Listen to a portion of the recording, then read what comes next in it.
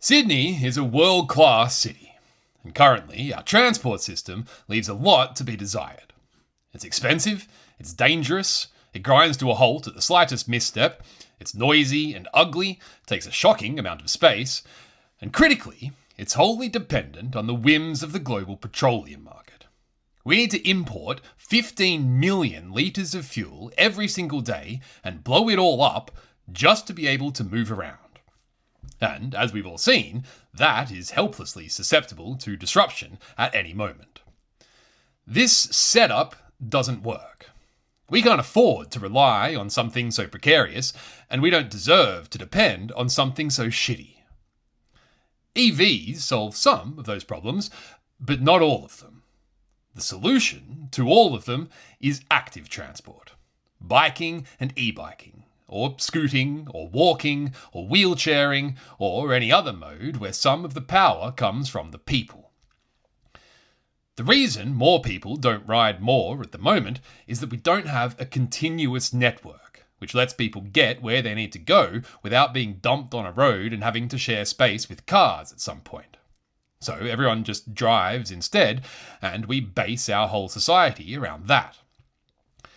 And the reason we don't have that network is that no state government has yet taken the leadership required to create it. We're not looking at it at the right scale. It's not a technological problem, or even a financial one.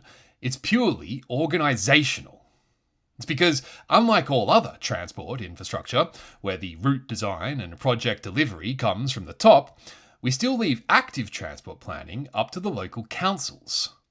So we have 33 different cycling departments in 33 different LGAs looking at their 1/33 of the map, having to spend most of their time and energy writing applications trying to convince the state to approve millions of dollars of funding for the few hundred metres of individual sections in their area without any macro-level plan to aim for. And we somehow expect that process to produce the cohesive network that we need. There doesn't appear to be anyone whose job it is to actually design the whole map, so, unsurprisingly, we still don't have one. The segments don't connect. If a chain is only as strong as its weakest link, a network is only as real as its longest unbroken section. This is that macro-level plan. A fully detailed map of how to create all of the routes. It's not rocket science. It needs to go somewhere. There's a finite number of places it can go. These are those places. By zooming out to look at the basin as a whole, the arteries become obvious. And by stepping up and taking the initiative to decide to do it at the state level, the implementation becomes easy. We can get a 1,000-kilometre network of completely contiguous, fully separated, multi-use paths that connects the whole of the basin in complete safety and comfort without taking any space away from motorists for about $1 billion, or less than 1% of the cost of other transport infrastructure. The key is to work with what we've already got. So it's based on the formula of following the natural corridors of the train lines, motorways, waterways, and existing bike paths, and getting the state to focus our efforts on connecting them. 80% of it is already there, fully built, fully separated, multi-use path that's ready and good to go as is. Of the 20% that's left, most of it is just a matter of redesignating current ground space. So the vast majority of this 1,000-kilometre network requires zero actual construction. No diggers ripping up roads or losing any lanes or causing any disruption to anyone at all. We just need a bit of paint to let people know that it's there. Not a whole lane, just a solid green line to mark the edge of the path, another coloured line inside of that to mark what that section is following, and of course the traditional white dashes down the middle. What those green lines represent is the promise of continuation. A guarantee that they will get you pretty much anywhere you need to go without having to even stop at a traffic light, let alone share road space with cars. It's an active transport superhighway. And there's no dead ends.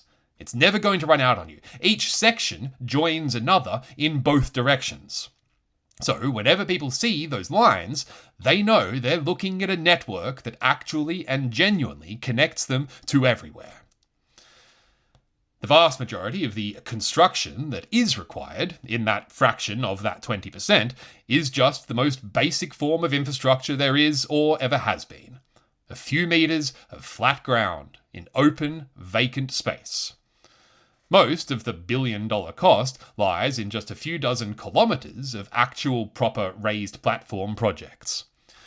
By creating those connections to close those gaps, we bring the whole 1,000-kilometer network to life.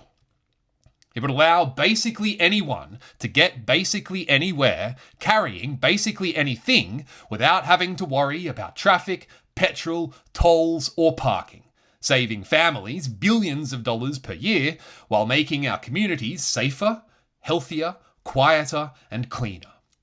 It would crisscross the city with corridors of increased tree cover that cool our streets and boost biodiversity. It promises freedom of mobility for people with prams or any other accessibility issues. It would literally transform our city, vitalizing the local economy and our sense of community. And, most importantly, it would secure our energy independence. The New South Wales government is the ultimate authority here. They own most of the land and make most of the calls. Most of what we need isn't actually infrastructure, it's just permission. So if the state decides they want this, step up and take the necessary leadership, we can open all the right doors, cut almost all of the duplicative consulting and intergovernment administrative costs to deliver 90% of this in a matter of months, and all of it within 2 years. The original Snowy Hydro scheme was built under the powers of the Defence Act, because we needed to be able to guarantee that our kilojoule production matched our demand. This is no different. The Superhighway guarantees that people will always be able to move around 24/7, for free, forever, regardless of whatever happens to the world. Most problems are beyond our power to fix. There's no magic wand we can wave to solve inflation or the housing crisis. This we can do. We just need a captain's call. There's exactly one person who needs to decide they want this, and we're on. Now, more than ever, the world could use a positive political story that shows how we can use the power of government for good.